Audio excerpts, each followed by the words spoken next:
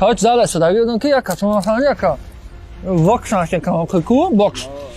برو من تنگ استیلو مکل جستن بام بام زدم شاکه فهمیدی زمین در تنگ جد معلم گفت که تداف دیگه زال نه که ترا در روز عظیم واجد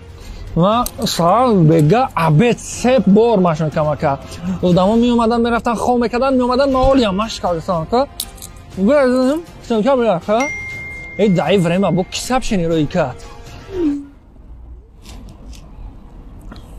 خید که کدام خطا کدای میگه رئیس ما کسل شدم پگاه اومدن نمیتونم مرا جواب میتین بیا که 10 هفته جوابش بدم 10 هفته دم بگیرد نوی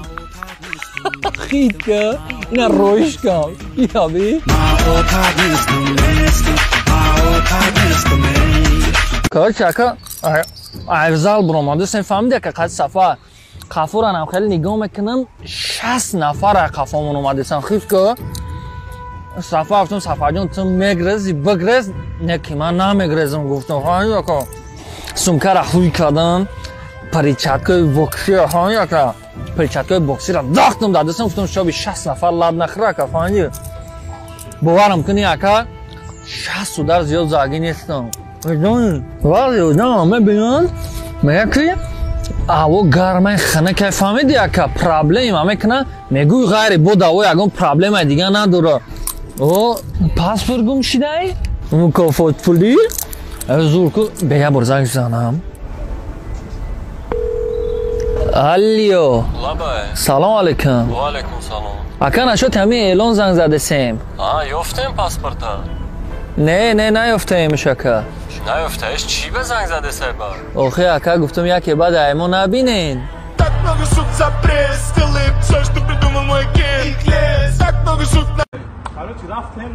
اوه سلام علیکم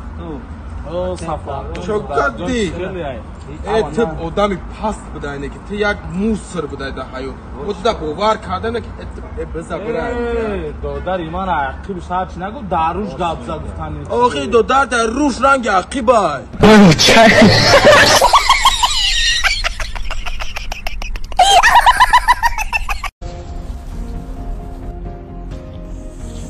ای بچه ها دقیقه که چی جشته؟ امروز اکستم نداشتم این هم این سلامی اومده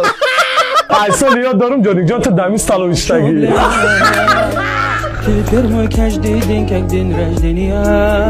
مالا خیلی جانی جان پرال بخدم گم نیست اگر زودروز دارم معنی خونه بیایش دتت میکنم زودروز داری؟ دادر جان بایی قبیزه بی تو چی با زودروز داری من نمیدونی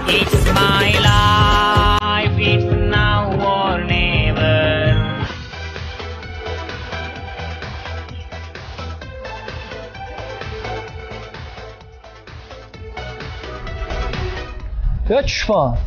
بس یودا ترا کی میگه بای کوچه ما بگذار من ترا 2 روز پیش فهمیده بودم که من بای کوچه زال میرم بخشش اکا جان چشم وارم کدای نشناختن بخشش خود در روی سفید اکا روی سفید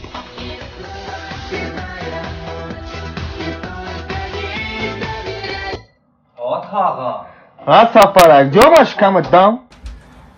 طاقت مرا بیزار کردی قطعی همیش کم ما بچه دا عرفیه دیگه قای شکمدمو جوره شین چی باکه؟ آخی شکمدمو ادرس های همه رستوران ها را میدونم